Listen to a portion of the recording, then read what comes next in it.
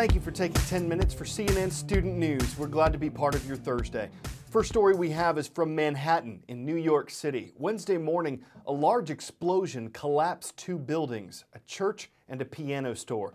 Officials aren't certain why this happened, but a utility company said it got a call about a gas leak just after 9 a.m. New York's mayor says that was the only indication there was any danger. Dozens of firefighters arrived to search for survivors. At least two people were initially confirmed dead, but because some were severely injured and others were missing, the death toll may be higher. Natural gas doesn't have a smell. Utility companies add an odor to it so that people can detect a leak. If you ever think you smell it, calling the gas company or 911 is a good idea. See if you can ID me. I'm a method of gathering information. I'm usually done online with help from the public. I've been used in crime investigations and the search for asteroids. I'm crowdsourcing, a way of getting info, often without paying for the help. Crowdsourcing may be able to help in the search for a missing Malaysia Airlines plane. A company called Digital Globe has posted satellite images of the area online. Thousands of people are scouring them, trying to help. Malaysia Airways Flight 370 disappeared early Saturday morning. Less than an hour after takeoff from Kuala Lumpur, Malaysia, the plane's transponder was either turned off or it just stopped working. The transponder sends signals about altitude, location, and direction of a plane. There are conflicting reports from Malaysia's government about whether the plane turned and flew in another direction.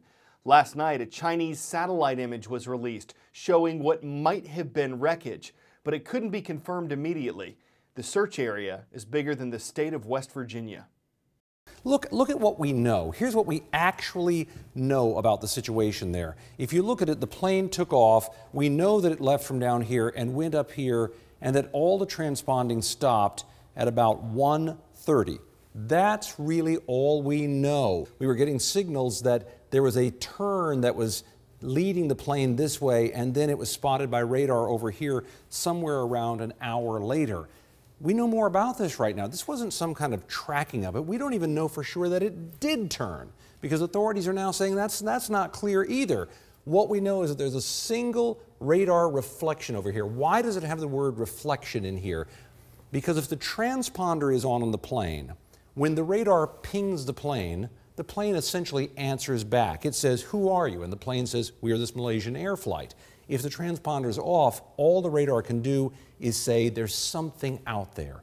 And this is what we're talking about. So this becomes very confusing as to whether this had anything to do with what was going on over here.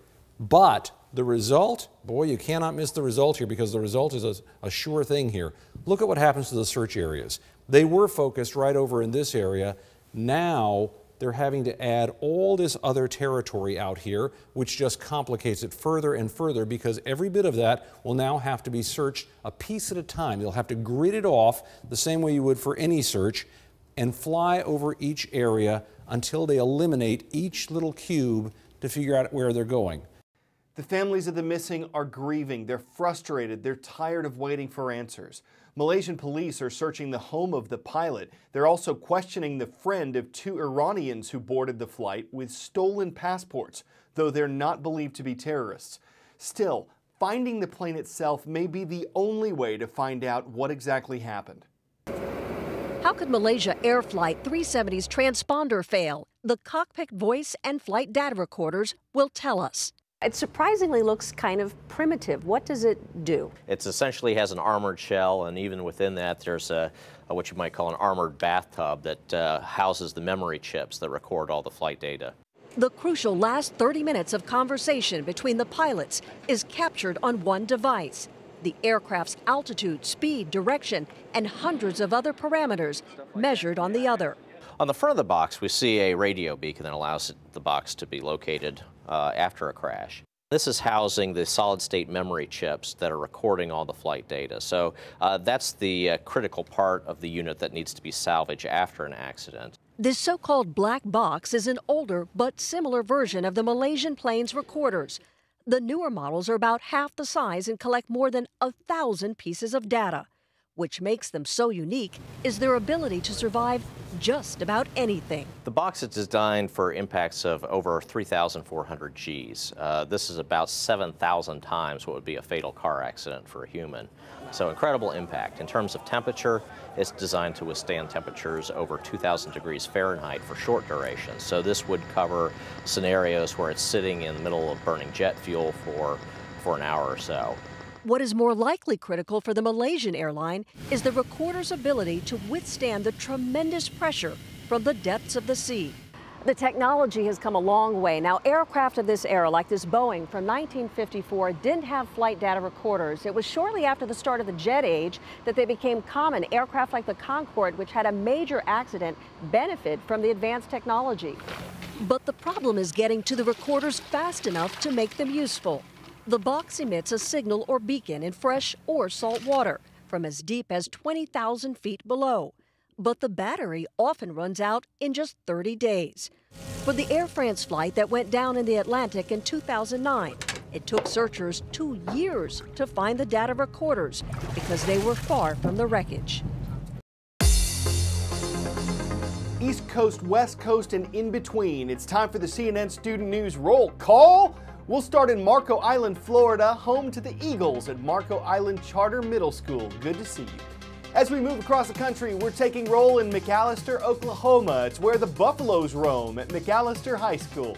And in the Pacific Northwest, the suns are up. They're shining bright at Southridge High School in Kennewick, Washington.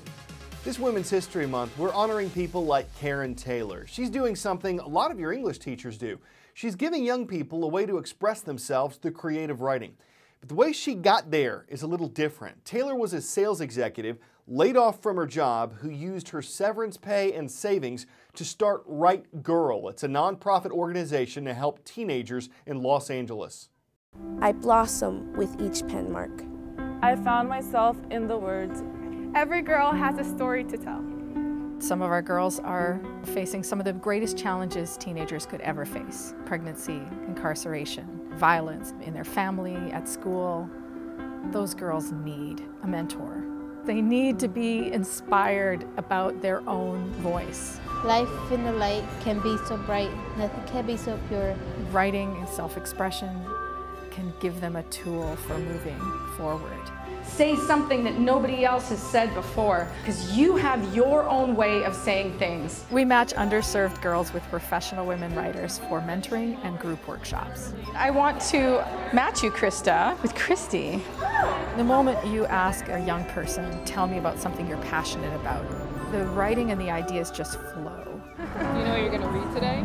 I was kind of scared, like I'm really quiet and I keep to myself. But I met Emily and she's so excited and enthusiastic about writing, and I absolutely love her. Writing gave me that position in life, like I'm a girl and I have a story to tell. Their senses are diluted by the sparkly things that cross their eye. Thank you. We need to help girls see that their voice matters. You've got a lot of good stuff here, and what I would like to hear more is about you. To give a girl tools to be able to be positive and thrive and rise above whatever challenges she's facing, what's better than that? Never underestimate the power of a girl and her bed!